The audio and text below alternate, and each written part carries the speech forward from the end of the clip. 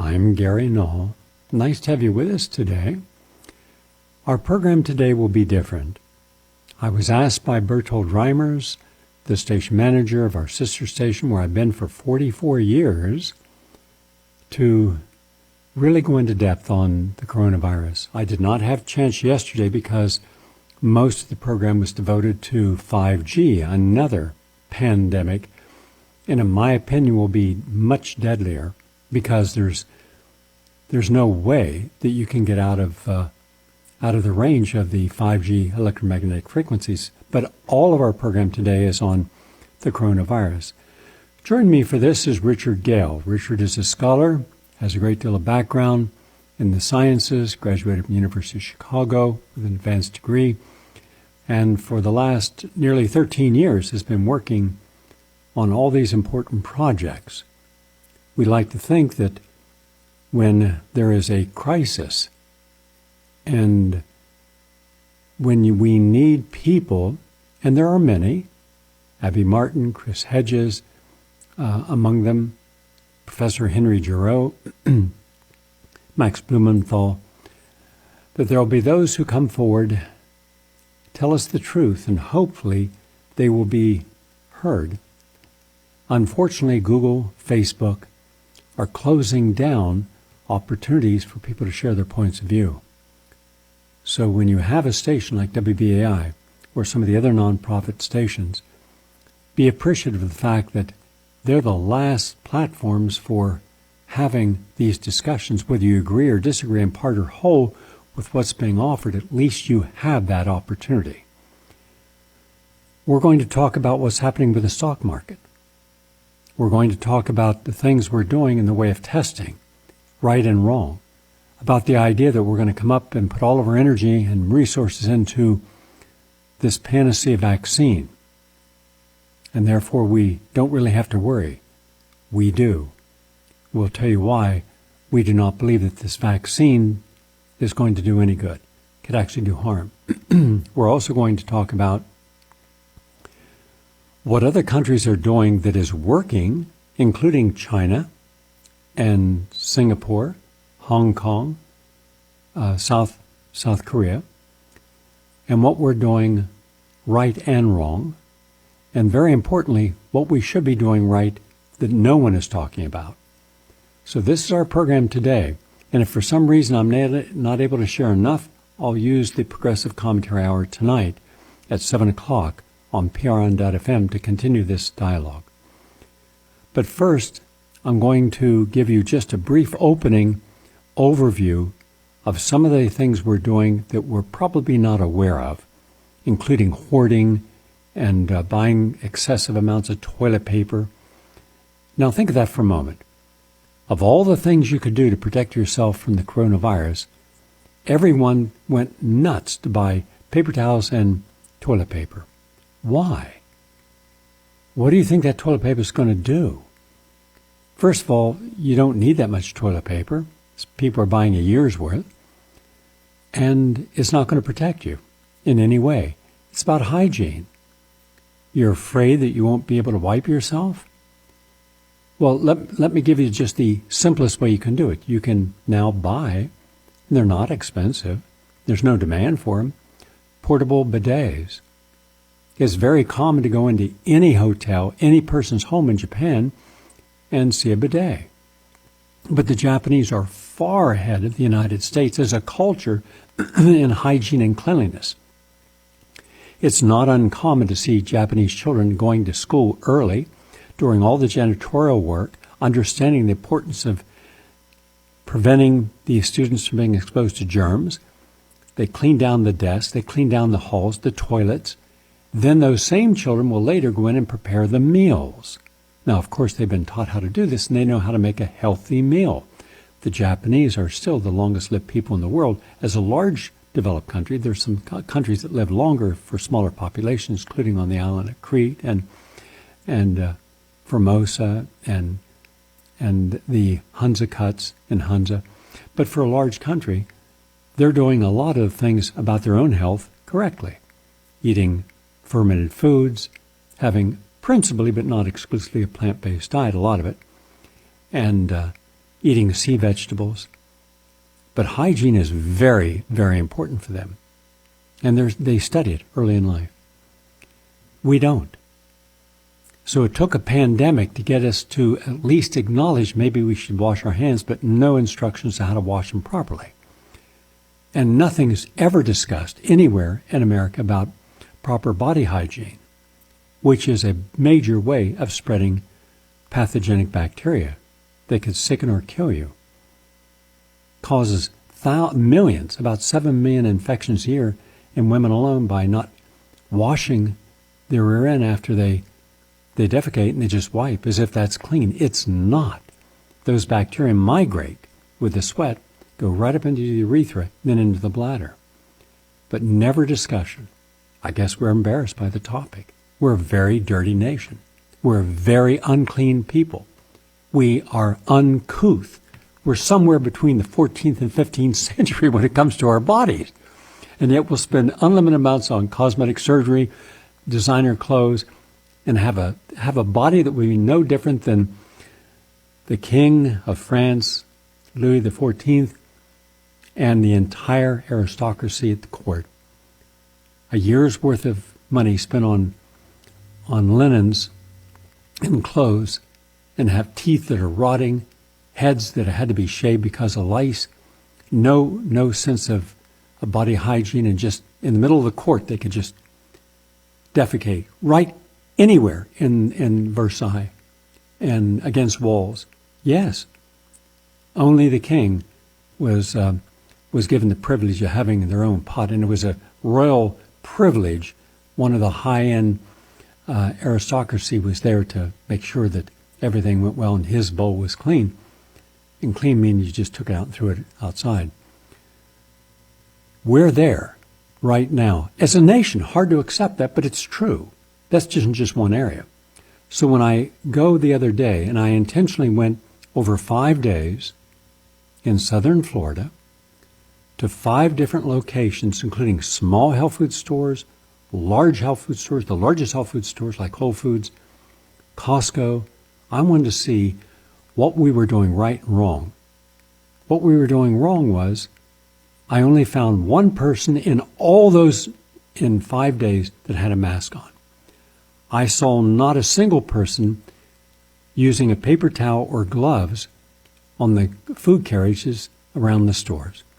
I saw people unprotected, picking everything up, paying with cash, with their hands, receiving money back, putting their hands up to their face, touching their mouth, touching their face, spreading disease under normal conditions, but now they had like 500 people in one store at one time. And all it takes is one of those people in one store to be infected, asymptomatic, and suddenly for the next 3 hours, that person's spittle, the normal conversation, even right now as I'm speaking my normal voice, which is a kind of a soft, lower tone, if I were to put Petri dishes 20 feet away, tomorrow every one of them would have a bacteria growing in them from my mouth. Now, not pathogenic, but that's what it would be. Now, imagine people in a store where it's noisy and you're talking loud, people sneezing, people coughing. They cough in one owl and walk away. That doesn't disappear. So everything we could do wrong, right now, we're doing wrong. I mean to a new level of stupid. So you're saying, well, don't be around more than so many people. In fact, they got this message finally in Italy. No more than 5 people are allowed into a large supermarket and only 1 person into a smaller store. Everyone else is in long lines outside. So imagine 500 people all together in one place. Now, in their mind is, I'm shopping. What are you shopping for? Now, here's another problem we have. Some items you'll never run out of. Some items, they are fully capable of reproducing ad nauseum. So if they need another 5 million or 10 million of something, they can produce it. So we're not going to run out of everything. But what is most important, we are absolutely, positively, definitely going to start running out of, we already have, and that is food. Why? Because let me just explain the metrics. As an organic certified organic farmer, as a person that's been in agriculture and teaching for 50 years, I can tell you how it works. Let's just say that you are a store, a large one, chain, Walmart, Costco, Sam's Club. You have a buyer. You may have more than one for one area. Let's say you may have one that buys chickens, another buys meat, another buys pork, another buys eggs and milk. But they do it based upon the previous year's sales. And what they do is they have a number of contracted growers. So let's say you are growing for Walmart. So you know you're going to grow X amount because then they calculate how much last year has a hypothetical. Let's say Walmart ordered 10,000 tons of cucumbers for its stores. Let's say they gave that order to one farmer. Not that they did, but I'm using this as an example. This year they want to add 10% on for people's greater interest in organic. That farmer then buys the seeds, takes out the loans, plants those seeds, knowing when this will come up, harvesting. And generally they plant it in a staggering way so that you don't have everything come up all at once, because when are you going to have available for the rest of the year? You can't store this stuff. So they'll plant based upon timelines of 90 days, let's say, for a cucumber to come up. So then Walmart has its cucumbers 12 months a year. The farmer has a contract, which gives them a guaranteed income, and sometimes, depending upon the size of the store, they may or may not have an intermediate person, like a jobber. But that's how it works. So now let's say that because of the panic, people are running in and buying everything they can as much as they can. Well, what's going to happen is for the initial week, 2 weeks, 3 weeks, you're going to do a BOCO business, tremendous business. You might do more in one day than you would normally do in a week. But you're going to start to run out. And then when you go back, the farmer's going to say, well, that's not ready yet. You see, some items you can get into production immediately. Food you can't. Not a problem. When it's winter in New York and in Michigan, where cherries are grown, and Oregon and Washington, where cherries are grown, we buy cherries from South Africa. When it's winter in New York, you don't grow peaches and nectarines, no problem. Chile has plums, nectarines, and peaches. Now for cherries, you're going to spend $10 per pound out of season. You'll pay higher price, generally half more out of season, but you have them. The coronavirus is worldwide. Panic is worldwide. People are seeing departments of agriculture, homeland securities in every country are seeing if we start sending all of our produce to the United States to fulfill those contracts, what are we going to do if our own population begins to hoard? Overnight, we can just run out of product because we gave it away. Do you think for a moment that people are going to sacrifice feeding their own population just to feed Americans? So I see that being a problematic area. Also, let's use one example. One of the most popular items in all the health food stores is vitamin C. Now, normally vitamin C is one of the 3 best-selling items in any health food store and over the internet and drugstores. The world's almost total supply of vitamin C, except for when Hopland Roche was the leader here in the United States over New Jersey, they make the vitamin C. They make a high-quality vitamin C. In a recent study that Richard Gale is going to go into in a few moments in depth, they found that in 2 of their leading hospitals, where they had a large group of people with coronavirus, and a high percentage of them would have died, high percentage based upon their age, and the severity of the infection, and no other medications to really treat it, they used intravenous vitamin C at 20,000 milligrams with spectacular results. Now that should have been headline news in the New York Times. It wasn't. You can find it nowhere. We found it in the scientific journals because every day Richard and I read dozens of scientific peer-reviewed journals. So there it is. So now, China, technically, they're about neck and neck. There may be millions of people off, but both countries have around 1.3 billion people. So if you're the world's largest maker of vitamin C, and you now see at very high doses, you can save lives and reverse the outcome of that disease, then you also know that the next studies are going to be in preventing reinfection. That'll be the next series of studies.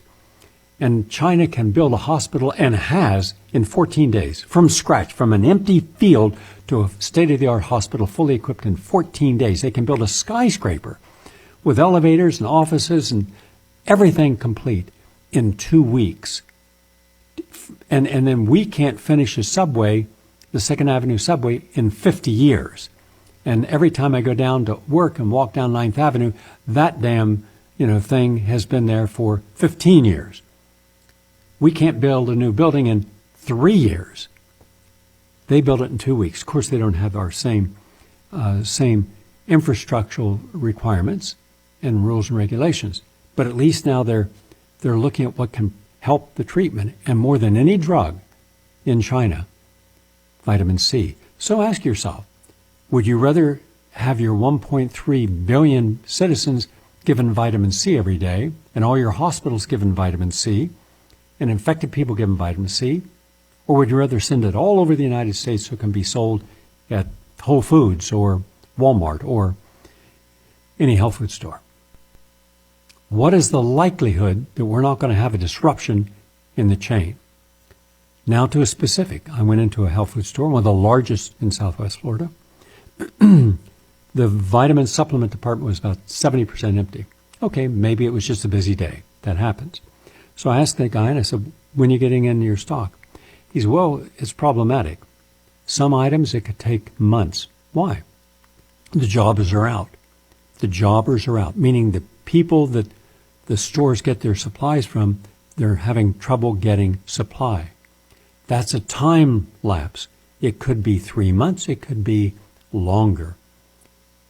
Because everybody wants something, then everybody over orders it. Instead of ordering it 1 bottle per month, they're ordering, 50 bottles. It's insane what's happening. So now what I predict you're going to see, you're not going to see any vitamin C, vitamin D, the very nutrients you should be buying because of hoarding and over purchasing. Plus, what do you think is going to happen to all of the businesses that are booming today and run out of material tomorrow? So we're going to start to see businesses close down. Do you think that the landlords in New York City are going to be empathetic and come forward saying, look, we're going to not charge you rent this month because you're going to be closed for the next 3 months and the next month? No. Landlords are like great white sharks, and every tenant is a living nosebleed. They are merciless, they are greedy, they're vile. And everyone that's ever been in business knows that. Now, you will have an exception here and there. Decent, honorable people, but they are the rare exception. Just like on Wall Street, having people on Wall Street that ask, should we just be making money off money? And Ellen Brown, Professor Ellen Brown later in the program will tell you about that. Or should we be producing products, funding ventures in the United States to bring jobs to America that are sustainable, ethical, and decent? But that's not happening either. That doesn't mean there are not ethical people involved in all markets. There are. But when it comes to hoarding, when it comes to exploiting as something to their advantage, they're doing it. So I'm seeing people expose themselves in these massive areas.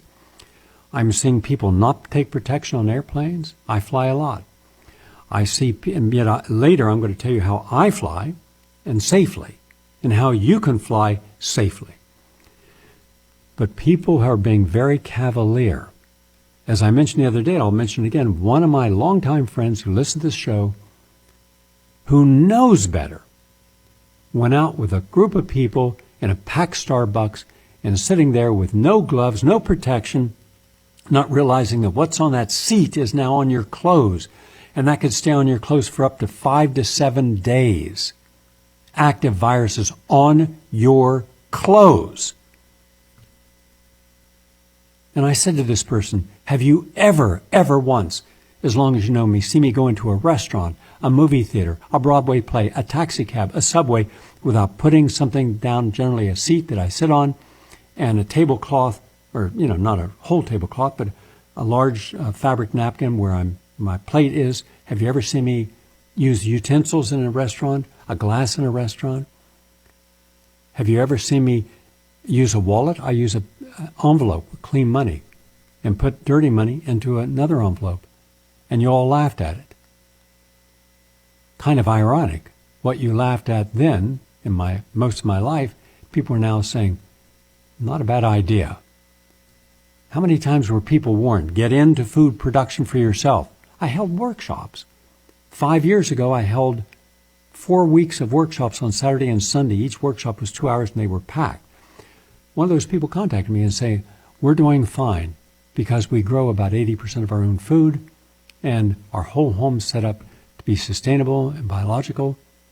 Yeah, and they actually had those masks from years ago. I don't have any of those masks now. I'm just giving that as an example. So when I brought this to my attention, I said, now how many people were sitting at the chair and pulled out the chair? How many people had sat at the table? How many people sneezed on the table? How many of the people in there were asymptomatic but infected and seeding with every breath that air? How many people were in the subway you took? You held the bar in the subway. How many people's hands were on the bar? How many times did you touch your mouth and your face?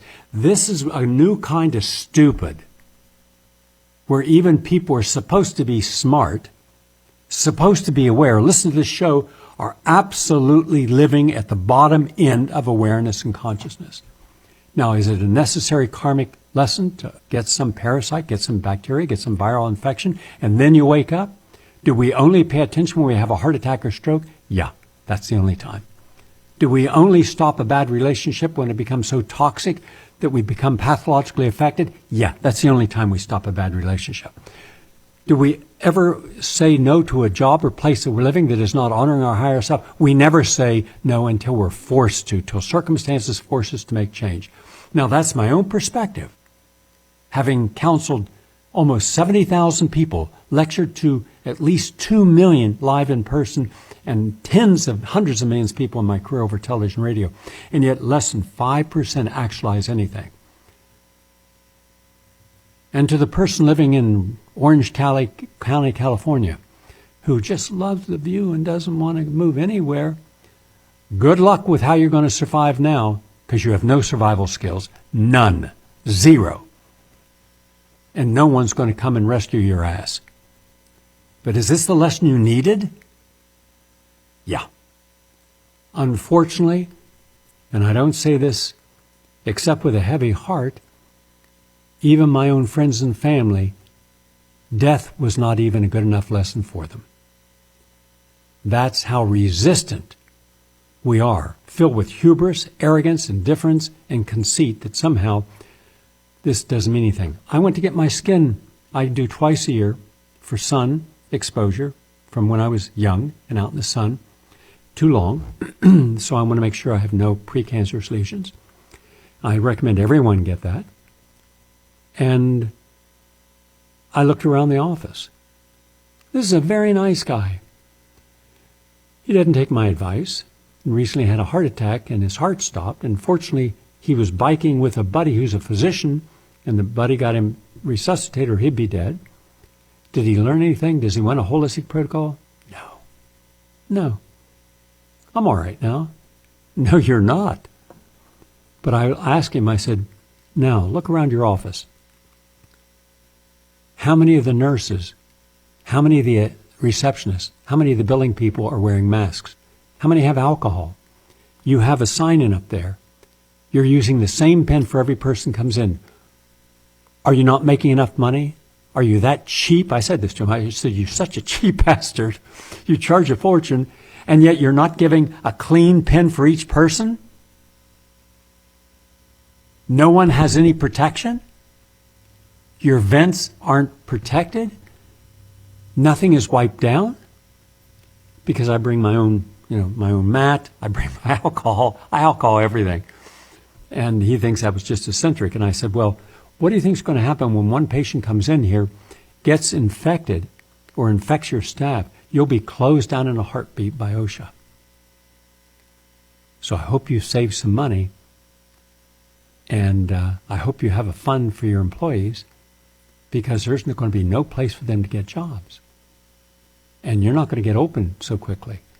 And that's every doctor's office in America, every dentist's office in America. Maybe Al Marigadal is different because she does take precautions. But all the others, they're indifferent. You know, shaking hands. Yeah. There's just a lack of consciousness about awareness in all types of people. So I want to share that. So we're in the wrong place when it comes to doing, the wrong things. I'm going to give you the advice of what to do right now that I've told you what we're doing wrong. Stop hoarding. And stop going out and being around people. And if you are going to go out and be around people, protect yourself. Could you imagine, I'm guessing around 3,000 to 4,000 people I saw at different markets, different places, different stores. Only one single person had a mask on, and she did not have anything. She was walking with her hands wrapped right around that cart with no sterilization. So I believe, now I hope I'm wrong, I believe that we're going to see a major, phenomenally underestimated outbreak of coronavirus infections because of how we have been improperly reacting to gathering in big places, crushed in there, to buy stuff frequently that we didn't need, buying inappropriate amounts, and getting everyone else's air in our throats. And so that's some of the things we're doing wrong. Now let's go over to Richard Gale. Richard's going to go through the following. He's going to tell you which tests are out there, which work, which don't, which vaccines are being developed, and why we should be extremely concerned about the fraud within vaccines to begin with, and how the people who are in the front line of who knows who is getting the big money, including one company that just prided itself in $200 million that's never created a product. Never created a vaccine, yet it got $200 million. Never done anything except make money from people they know in the Washington consensus.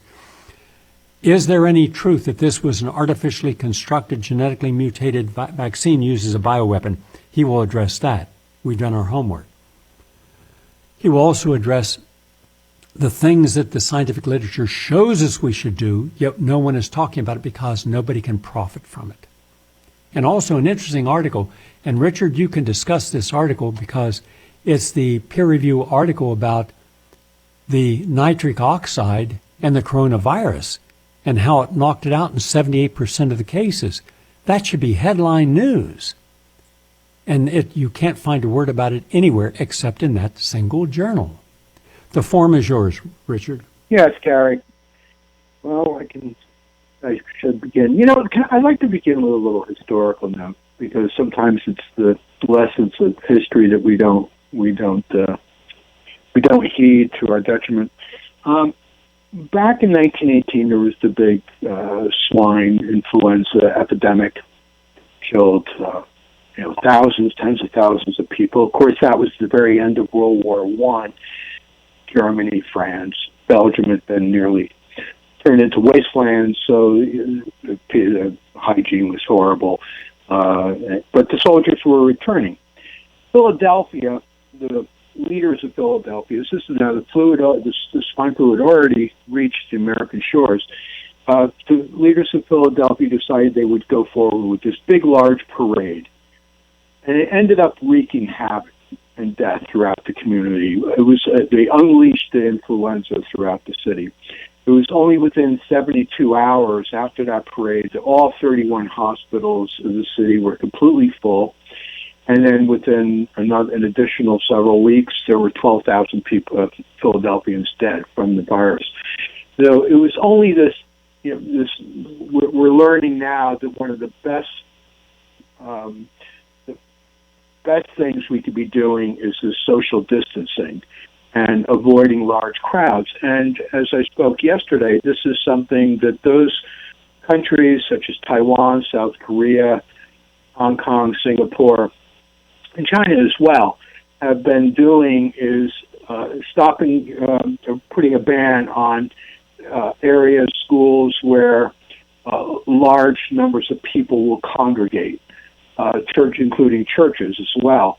And this is seemingly has had, this is why the numbers are not high, especially in Taiwan, which I noted yesterday, they started this immediately. As soon as there was the first case, they were already ramped up and taking measures. And so this is, the University of Rochester says that compared to other countries, we are just lagging miserably behind in our response to the coronavirus.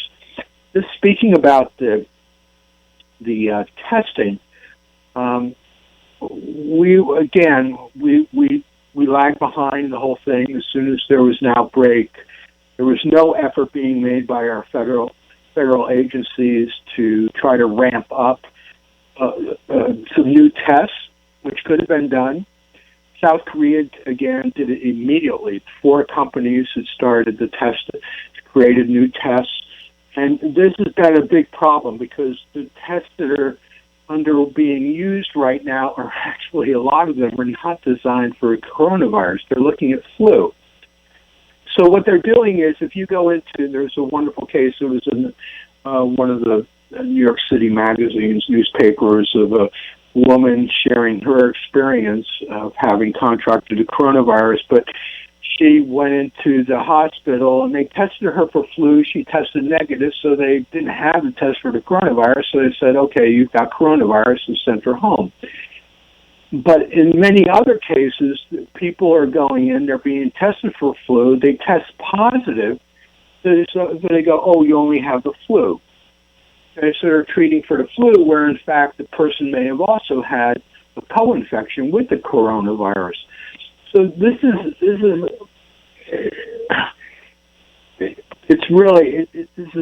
a shambles, the way all of this is being treated, and there's no reason why we cannot be mobilizing to have a reliable, quick test as being done in other countries. And of course, Trump is partly to blame for this. Now, recently, though, Roche has, it was just this past weekend, I believe they sent out 400,000 new high-throughput PCR automated systems. So 400,000 systems. One of the problems with testing any kind of a virus is that you need is sensitivity. So you could test a flu very quickly, or you could even test some of the coronavirus very quickly, but you would not know what strain it is. So that requires a different kind of sensitivity in the testing, and ideally something such as PCR technology. So at least that's kind of underway right now, that they'll be doing that. Everything seems to be going towards, let's get a vaccine out there. So in Seattle, they started the first trial for a new coronavirus vaccine. 45 people have enrolled in that trial, but they're not using any placebo. There's no placebo. Now, we know that we've spoken about this on the broadcast many, many times, that in testing vaccines, unlike medications and drugs, they never use a truly scientific placebo to begin with. It's basically the vaccine minus the viral vector or the viral component of the vaccine. So they're really just testing the viral vaccine against the vaccine without the virus, but it has all the other toxic ingredients. But in this case, they're just trying to ram this through as quickly as they can, so they're not using any placebo whatsoever. And this obviously, there are scientists and researchers who are pro-vaccine now speaking out that this could really create a great deal of havoc. Of course, we go back to Gerald Ford administration with the swine flu scare that never happened, but they ran through very quickly a vaccine against the swine flu. It became a nationwide immunization program, and thousands of people came down with Guillain-Barré syndrome. That was a horrible vaccine, and even the pro-vaccination community will agree that was a horrible vaccine. So it seems like we're ready to reproduce something. Haven't learned our lessons from history. We're not being careful to do any kind of safety or efficacy. So both of us agree that we're misapplying time and resources to be putting our energy into the vaccine instead of appropriate ways of isolating the people who could be infected and letting everyone keep a distance from everyone else as much as possible, because you shouldn't be going to stores except early in the morning. If you go to a laundromat, go first thing in the morning, take a little air therapy. Air therapy is a citrus, generally orange or lime. You hold it above your head and you make about 20 spritzes up in the air. That comes down and kills viruses and bacteria of different types. You then do your laundry, if you're doing it in a public place, and take it out, do your drying, and you leave before the place has become congested, because once again, you don't know who else is going to be there, and their virus and bacteria and whatever's in their water droplets out of their mouth can be in the air for 3 hours, and then it lands on surfaces and can be on all surfaces. Alcohol down every single surface that you touch or sit in. Remember, if you go home after riding on a subway or a bus or a cab, any cab, you're going to put yourself at risk, because your clothes are going to be infected and they're not going to get disinfected unless you wash them and put just a little teaspoon of bleach in there for the first run, and then you can wash out a second run, and at least you've killed it. Now, before we go to the next issue, and I want you to talk after this about the science showing vitamin C in China and those hospitals was able to help those people recover, and none of them, from what I understand, died. I want to tell you the people who I believe, based upon my research, are most susceptible to infections, and therefore you should really consider protecting yourself as best you can. Top of the list, cashiers, nurses, paramedics, teachers, receptionists, emergency room employees, doctors, nurses, the police, small business owners and their employees, pilots, flight attendants, movie theater employees, though that's changing. They're closing down. Regal's closing down all their theaters. Cab deliveries, the bus drivers and cab drivers, and Uber and all the other drivers. Nurseries, assisted living centers, and hospitals. Those are not the only. Those are just the ones that are right out there and most likely to be infected, are in harm's way. And one good example, let's say you're in a cab. What separates you, the cab driver, from the person riding is a shield. But there has to be an opening so you can, and most have an opening where you hand through the money. That is a living incubation. Anyone in that back seat, even without coughing and without sneezing, has infected the entire cab, inside, downside. The seats are infected. The cash they're giving you is infected. Are you wearing gloves? Most likely not. Are you filtering the air? Most likely not. There are filters you can buy and stick in your the little charger where you get your cigarette lighter, and that will send off a charge throughout your whole car. There are multiple ones to select from. They're not perfect, but at least they help. Using air therapy, that helps. Just wiping down doorknobs and taking the money and having two envelopes, a clean envelope with clean money at the beginning of your drive and a dirty envelope where you put the dirty money. So you're not touching the steering wheel, the ignition, door handles, and everything else you're going to touch, and then touching your face, which is about 250 times a day. Just giving you an example, because right at the top of the list, we're going to start seeing cab drivers, bus drivers, and police and subways, any place where the air is not going to be moving. Now, when you're outside and you're walking, that's a different story. That's why I'm telling my friends to go out for their exercises in the evening to places in parks or where they're not running into people. But you've got to stay away from any congregation. Stay away from movie theaters, concerts. Most of those are being canceled. Stay away from restaurants, lectures. Stay away from all of your, take your religious services over the internet, which people are doing, but don't get around other people. The fact that you both have a religious belief doesn't mean you're going to be protected by anything, and you won't be. That might shock you a little bit about your religion, but your prayer is not going to save you. So don't be cavalier and say, well, I believe, one of the worst outbreaks in South Korea happened because of some religious cult there and exposing themselves and other people. So that's another thing that you should consider that can help you if you're in those vulnerable groups.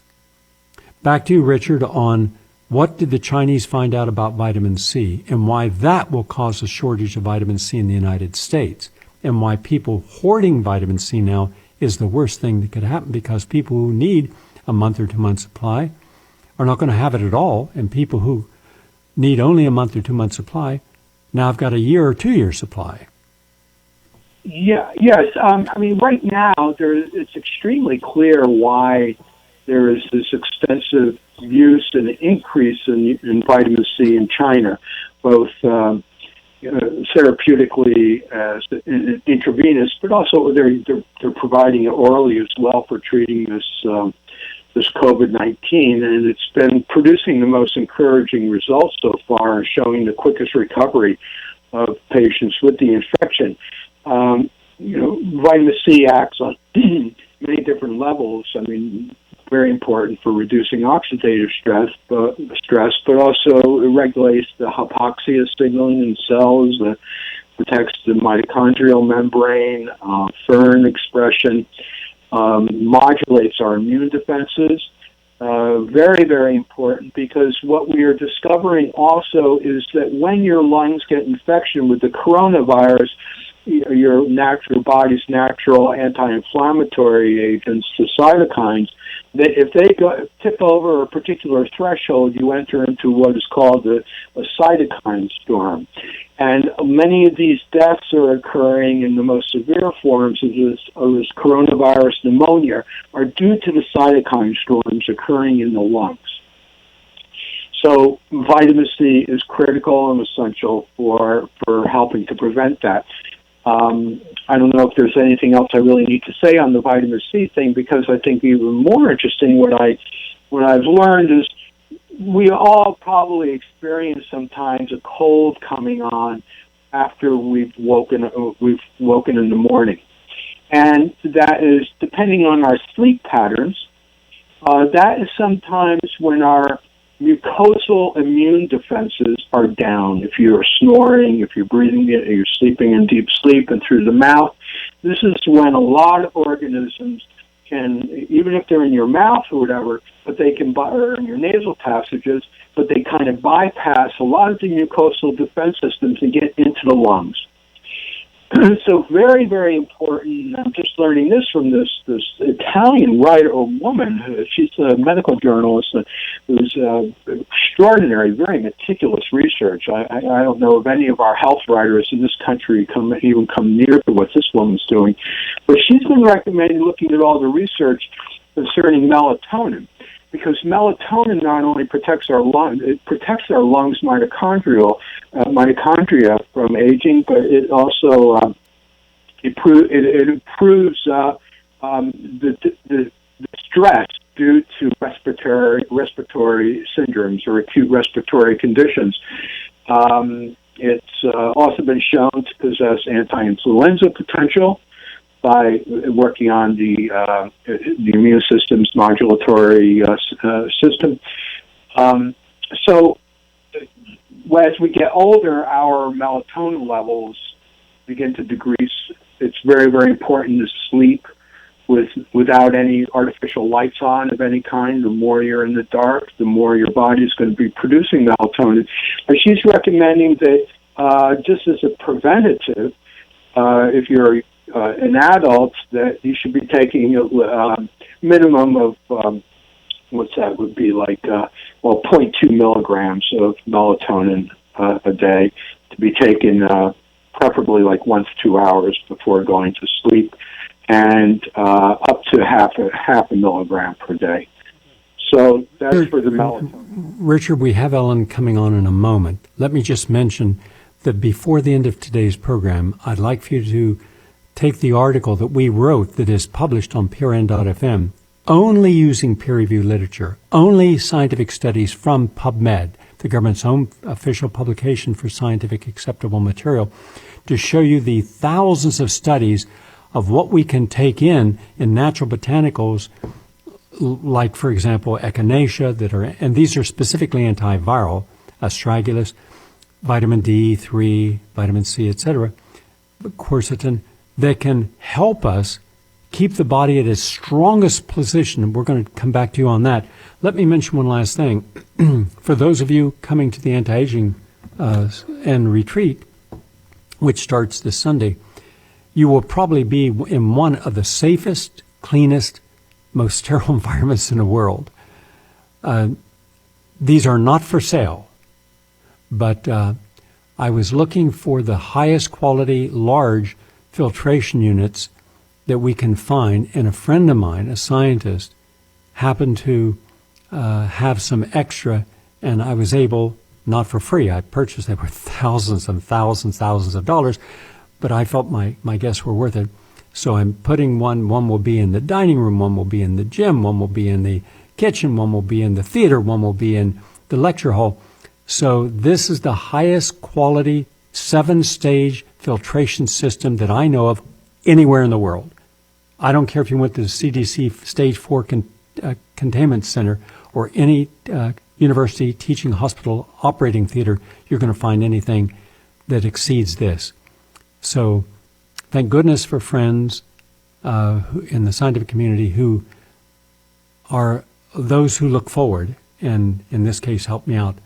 And I'm also got 2 from Elvis, New York. But again, they're not for sale. This is only to let people know that when you come down, every single thing has been, we started getting our fresh produce in yesterday in boxes. Everything was cleaned down with alcohol vigorously for 7 hours. There's alcohol in every room. Everyone will be required for at least the first week when around other people to wear special masks, and that Luann gotten. And as a nurse, she knows which are the best. And also we have filtration everywhere that kills germs on contact with the first sweep. And that's assuming everyone is clean and healthy, but if they're not a problem. They're not going to be infecting anyone else, but we expect everyone to be healthy because they're following good advice. But being outdoors in a healthy environment where nature is the great healer, vitamin D from the sun, all the juices. So if there's one place that you can be rather confident that you're going to be healthy and not infected, and we're not allowing anyone else on the property for those 60 days or the 2 weeks of people, 1 to 2 weeks people are coming in the middle of this, and plenty of healthy food. And once again, you will see state-of-the-art greenhouses, hydroponic houses, because instead of just saying, oh, you should do this, we built them.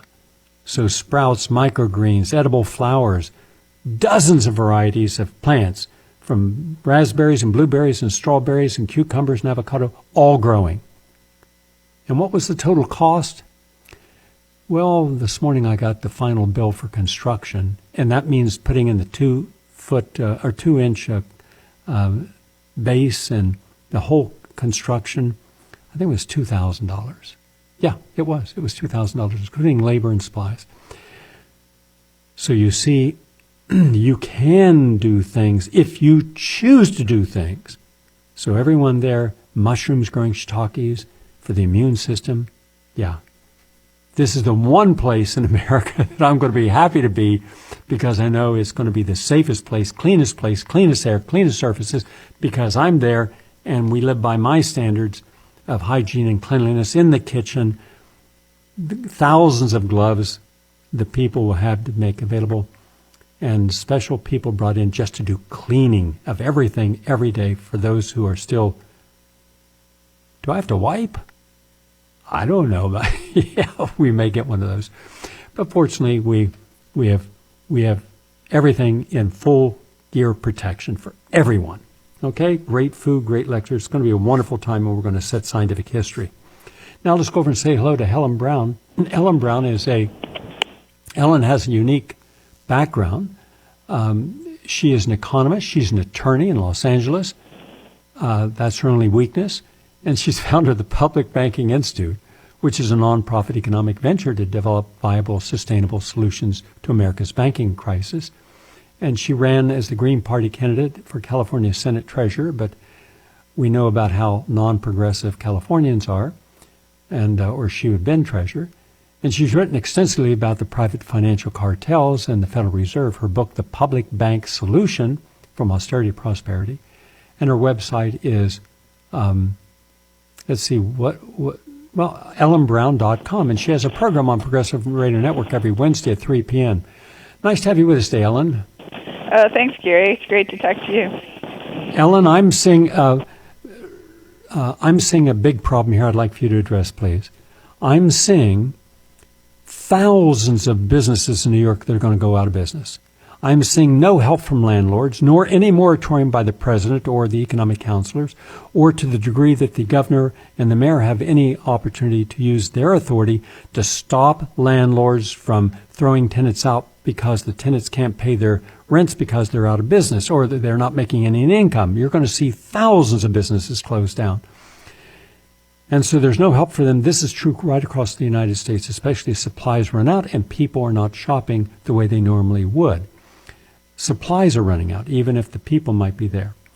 I'm seeing the Federal Reserve, in an unprecedented move, give $1.3 trillion to the banking industry in ways that I cannot, after reading it twice, I cannot understand how a single dollar, that $1.3 trillion, is going to help the economy, help individuals outside of the banking community, and help manufacturing, distribution, how to become more self-reliant and self-sustainable. I see it as just another false move by the Federal Reserve, in my opinion, a criminal organization, of giving money to the people in Wall Street who don't do a damn thing to help the economy. They are in the business of making money for themselves, and they've outsourced all these thousands of corporations to go to China and other places that should have stayed in the United States.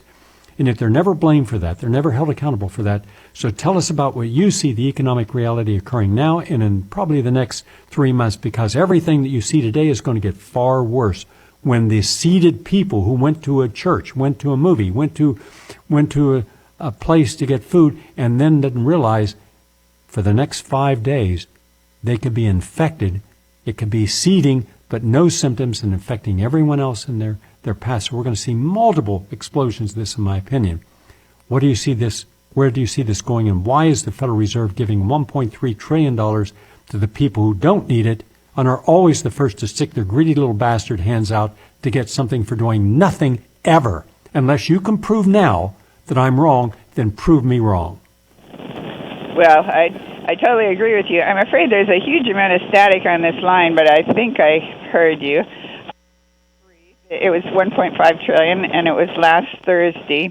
And theoretically, this was supposed to buoy the stock market, but what actually happened was it dropped by 8% after that. And then the Fed came out on Sunday, 2 days ago, with even more emergency measures. They dropped the interest rate for the banks to nearly zero, and said they were going to issue $700 billion in quantitative easing, and they cut what they're paying on excess reserves to the banks to 0.1%, which is supposed to encourage them to get out there and lend. But of course, and then the stock market dropped even more, so it obviously didn't help the stock market.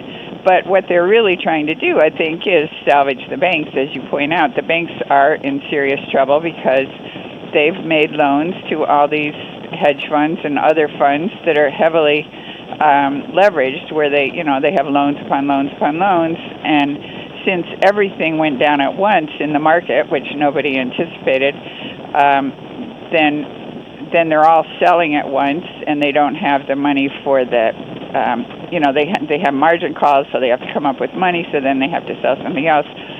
So the Fed is just trying to save the financial system, and you're right, it has nothing to do with the real economy, and it's not going to help the real economy except to the extent that maybe if they save a few banks. I mean, we don't need a banking crisis on top of a viral, a bug crisis.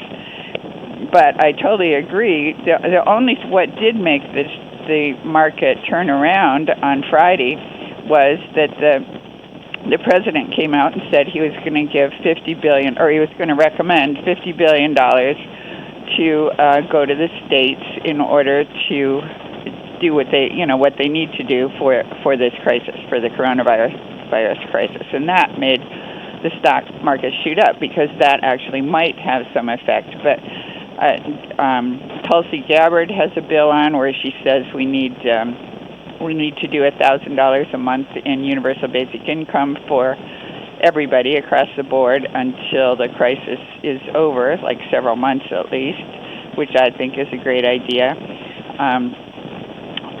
And like Jim Cramer on CNBC said, instead of $50 billion, we should do $500 billion. He said that, you know, they always say we can't do that, we can't do that, we can't do that.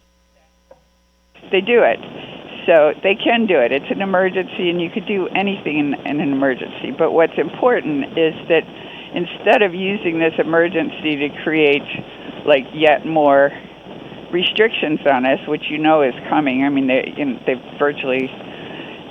got their totalitarian state things ducks in a row now.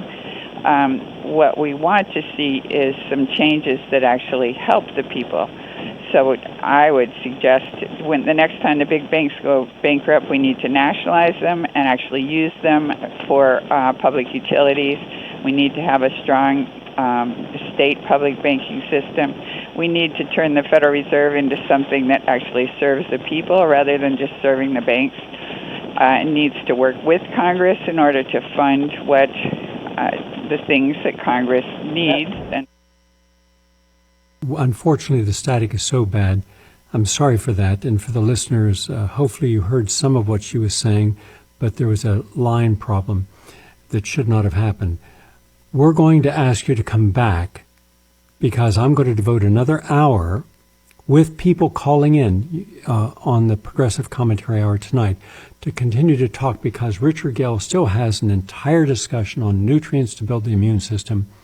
Ellen Brown still has to discuss what we should be looking at. I'm going to be, as far as the upcoming economy reality, I mean, people are not going to be at work. They're not being paid. Unfortunately, we're going to give you a list of the 100 top corporations who haven't done anything for their employees when these employees get sick because of the coronavirus, and the government is not paying, the insurance companies are not paying for your treatment, only your testing.